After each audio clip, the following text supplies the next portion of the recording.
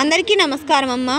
ఈరోజు మనం తెలుసుకుంటున్న అంశం ఏంటంటే ముఖ్యంగా పింఛన్ తీసుకునే ప్రతి ఒక్కరికి ఒక ముఖ్యమైన అప్డేట్ అనేది చెప్పుకోవాలా.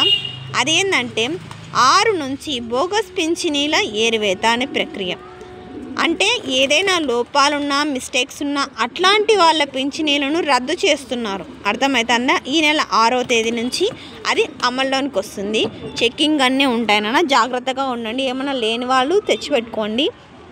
ఈనాడు అమరావతిలో ముద్రించబడిన అంశం. వైకాపా ప్రభుత్వం హయాములో విచ్చలవిడిగా మంజూరైన బోగస్ పింఛన్లపై కూటమి ప్రభుత్వం కొరడా జులిపించింది. తప్పుడు సదం ధృవీకరణ పత్రాలతో చాలామంది పింఛన్లు పొందుతున్నారు.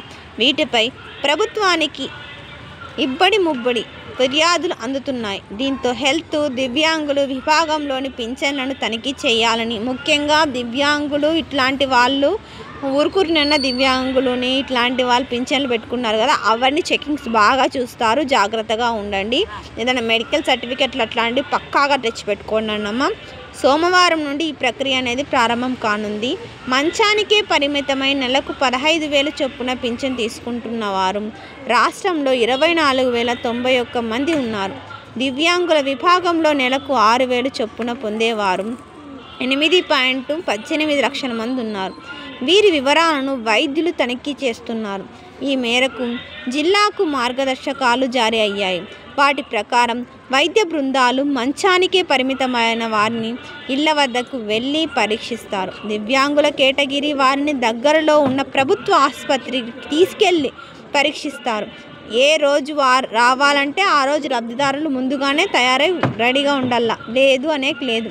ఒక వైద్య బృందం రోజుకు కనీసం 20 మందిని తనిఖీ చేస్తుందని, పింఛన్దారులకు హాజరు కావాలని, వైద్య బృందం ఇంటికి వెళ్ళినప్పుడు అందుబాటులో లేకపోయినా వారి పింఛన్లు హోల్డ్లో పెడతారు.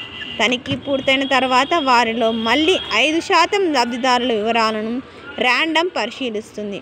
ఇందుకోసం ఆయా జిల్లా కలెక్టర్లు మరో వైద్య బృందాన్ని నియమిస్తారు. జాగ్రత్తగా ఉండండి, మిస్ కావద్దండి. అర్థమవుతాండా?